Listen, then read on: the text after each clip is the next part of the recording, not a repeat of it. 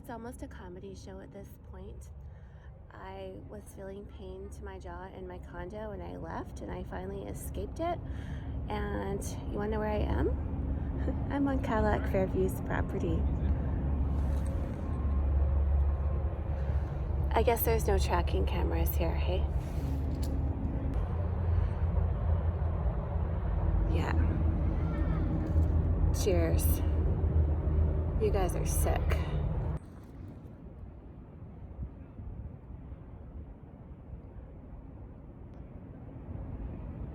I don't know anyone in Toronto.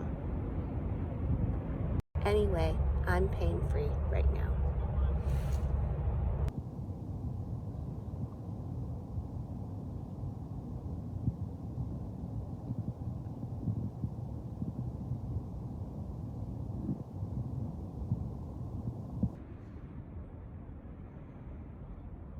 Hi, let me introduce myself.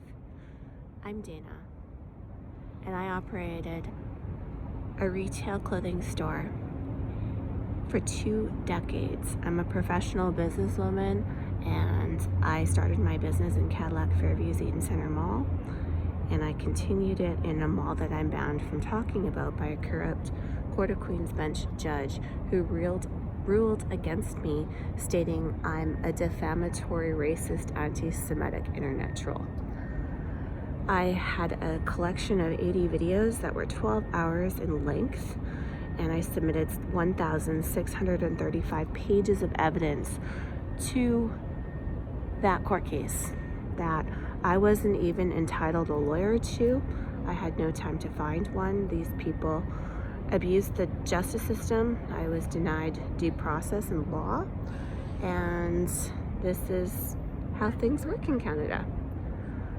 So I packed up my life and I moved to Toronto only to be stalked and harassed and tortured here. It's absolutely abuse, what I've gone through. There is no doubt in my mind that this is a group of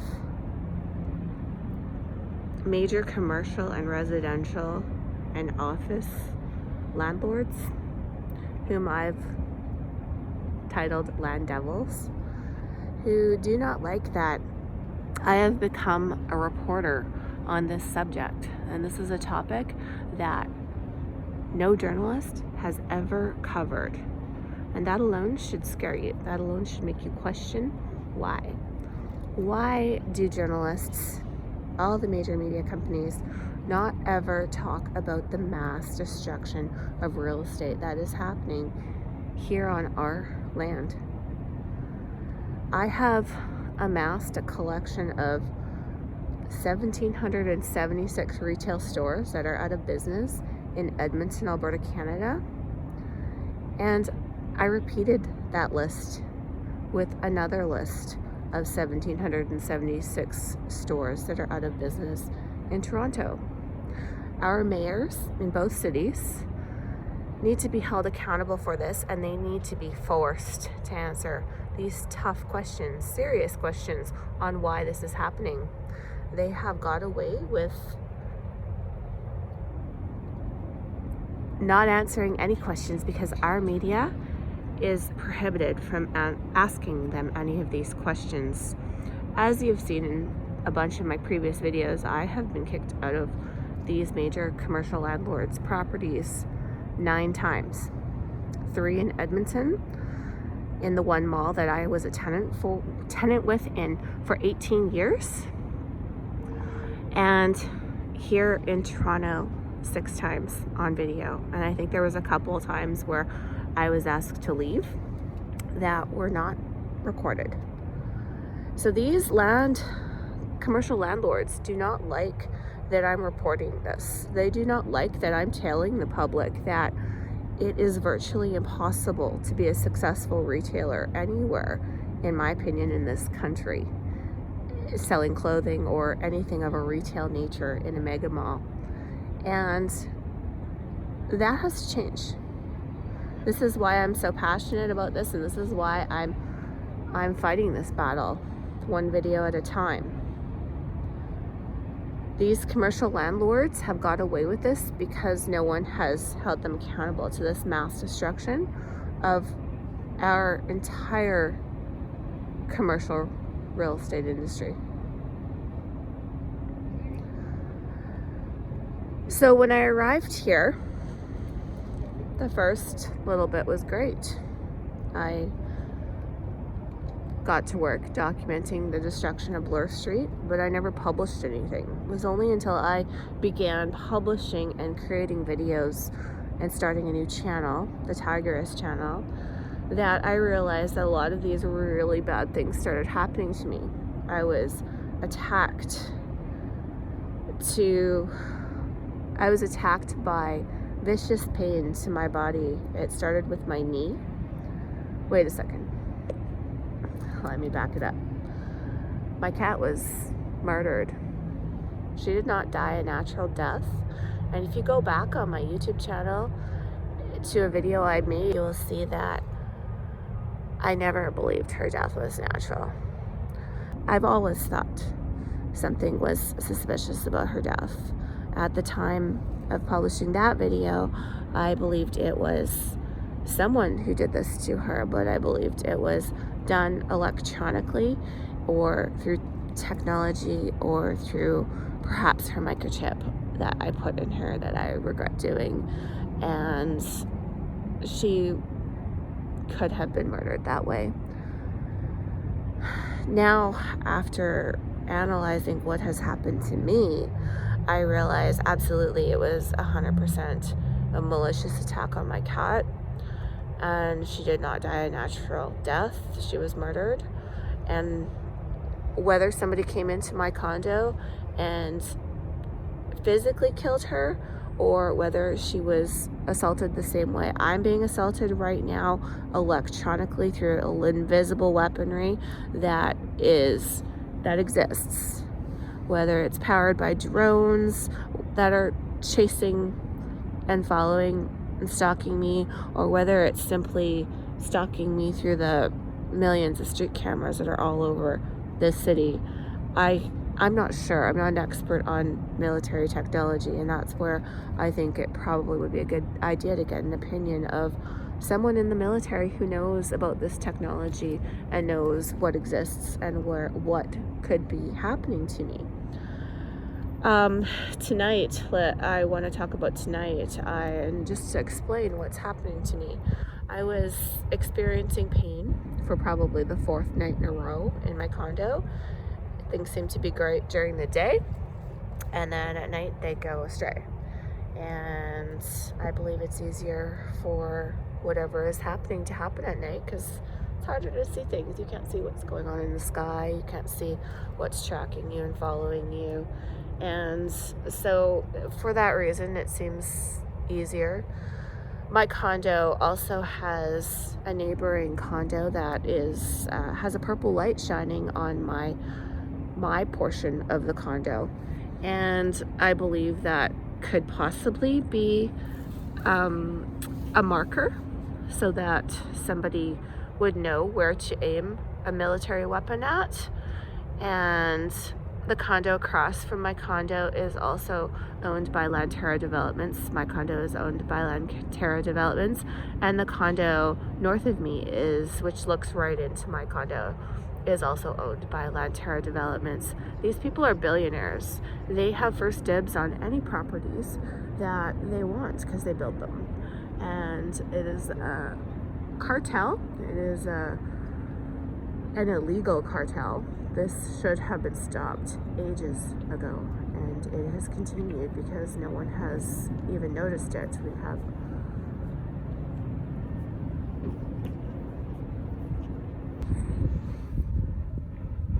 We have let these people, this group of land devils, have complete control over our entire commercial real estate industry, and no one's held them accountable.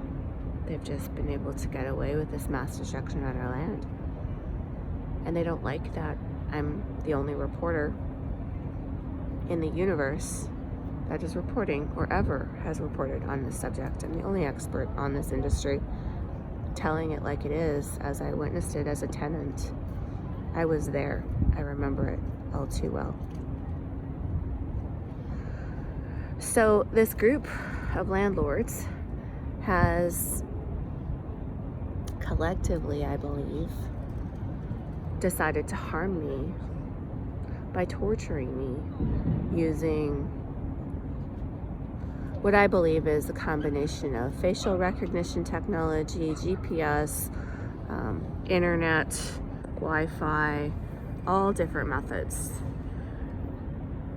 And I want to share with you how this happened tonight, what I had to go through to escape the torture that has been with me for the last hour and a half to my job, maybe 2 hours. I have to go back and look at the times when I get home. But I was probably experiencing pain in my jaw while I was on the phone with my friend for about 45 minutes, maybe an hour.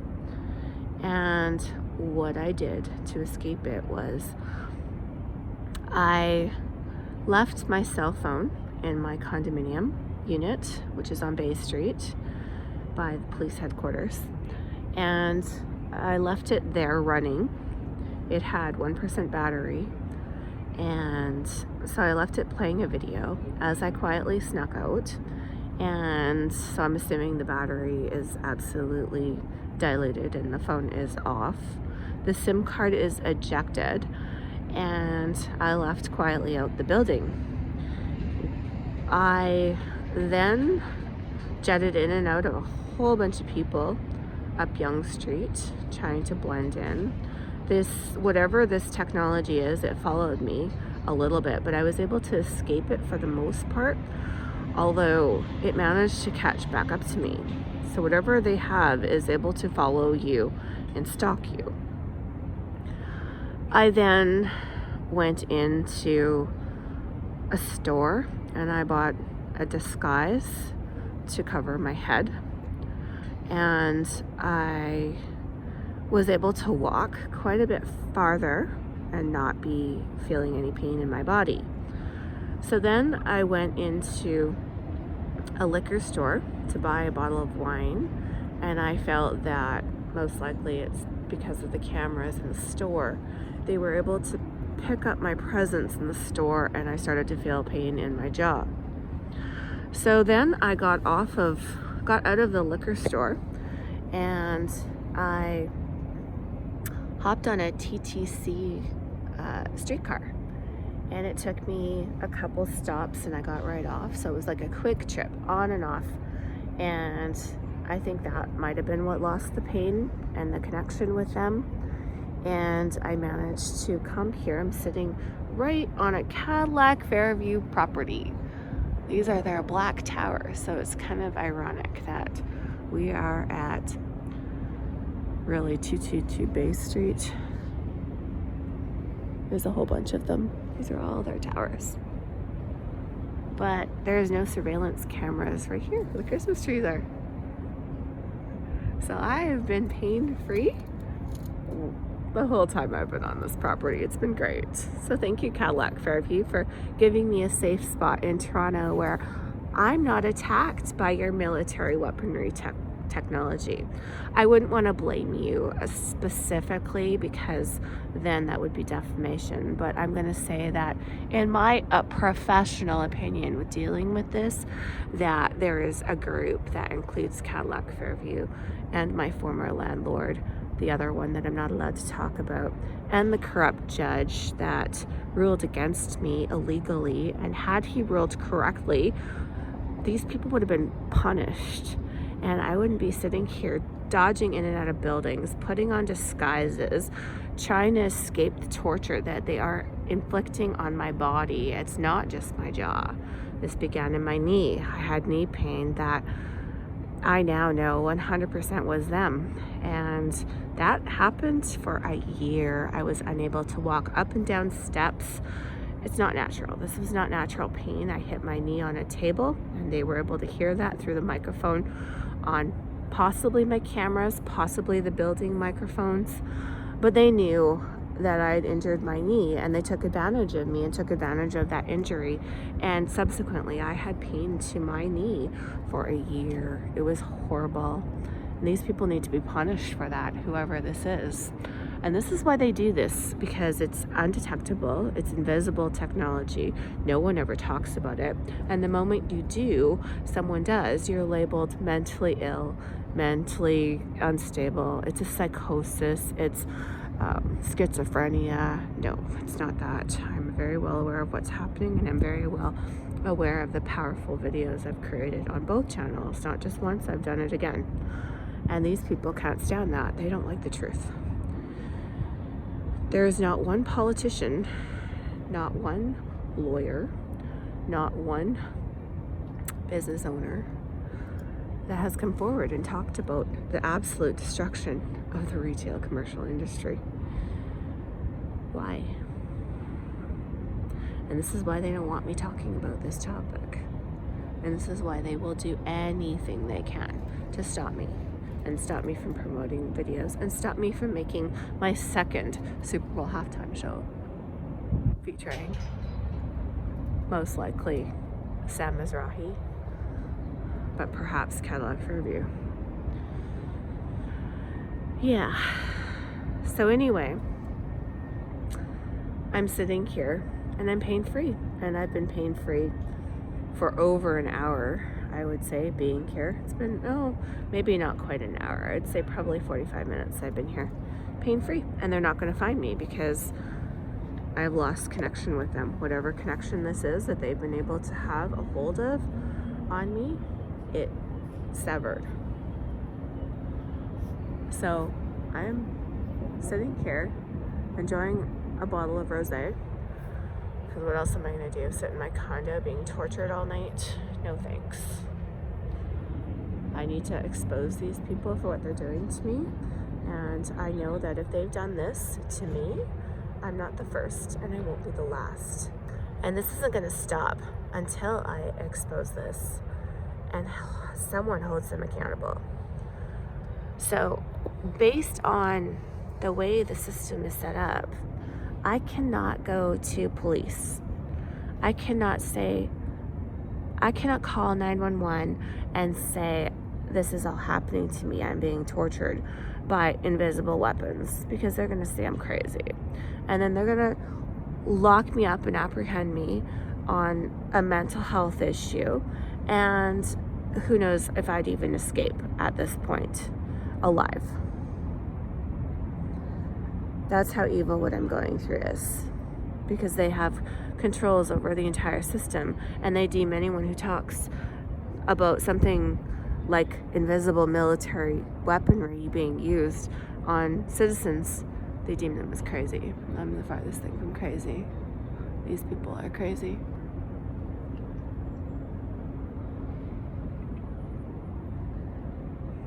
I'm an honest, hard-working businesswoman who dedicated her 18 years of her life making these people money. I paid them $3.24 million in rent, and that's all gone. I lost my $2 million home, and they basically stole all the equity from me. It's sick what's happened to me. And these people need to be held accountable. Because if this is business, I don't want to play the game with con artists.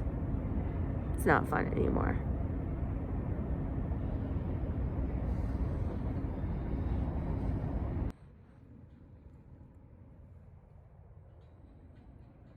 When I began my Tigress channel, the very first video I created, Swim Naked, set the tone for the entire channel. And immediately, any of these land devils who watched this video would know exactly where I was headed with the channel. This judge told me I was banned from speaking on my former landlord that I was a tenant with for 18 years. And an expert on the retail industry, not an internet troll. So after this happened, I decided that the way to tell my story is to speak on every other single land devil operating in the country, because they all operate the same. They are all in bed together. They all share properties, sell properties. They know the game. Retailers are forced to report their sales to them monthly. So these land devils are very well aware of the destruction that they are causing in all of their malls. It's not an accident. I invite Mayor John Tory to speak with me, just like I invited Justin Trudeau to speak with me on my post, and he still has not showed up. I invite Mayor John Tory to come speak with me on the absolute destruction of the retail industry here in Toronto that I've discovered as a journalist since I got here. This has absolutely nothing to do with my store at this point. I know what's going on because I see it from a viewpoint that no one else does. I see it from a business owner's viewpoint, where I was responsible for absolutely every aspect of my business. I did my payroll, I did my GST returns, I did everything. I did merchandising, I did buying, I did the moving and the construction of the stores. Most of them I built myself, with the exception of the one store that I spent $500,000 building, and in today's inflation that would be probably close to $1 million at least. And I lost all that having to walk away from it because I refused to sign a lease for $45,000 per month in rent. That was something that I knew was never going to be feasible, and I would just destroy my own business regardless. So I chose to walk away, and that was pretty much the end at that point. I never should have gone back in. I never should have opened those last 4 stores and moved the way I did. That was pure abuse. They know. These people know exactly what's going on. There is no one in the universe that knows more than I do, other than the people that are running the show in these malls. Cadillac, Fairview, Oxford Properties, the mall I'm forbidden to speak on, all of them. And they need to be forced to answer these tough questions on why retailers are being destroyed one by one by one. If I at one point ever thought I was in the wrong and I didn't order the correct product and I was to blame, I would have abandoned my quest by now. But I'm not, and they all know that. We are now sitting with one communist option for bathing suits in Canadian shopping centers, and that's Bikini Village. So we need to ask ourselves, why? Do women really just want one communist option for bathing suits? Or do they want to shop at a variety of stores before they make their decision? We all know the answer to that. And I'm not afraid to sit in a room with every single mall administrative land devil, every leasing agent, everyone involved.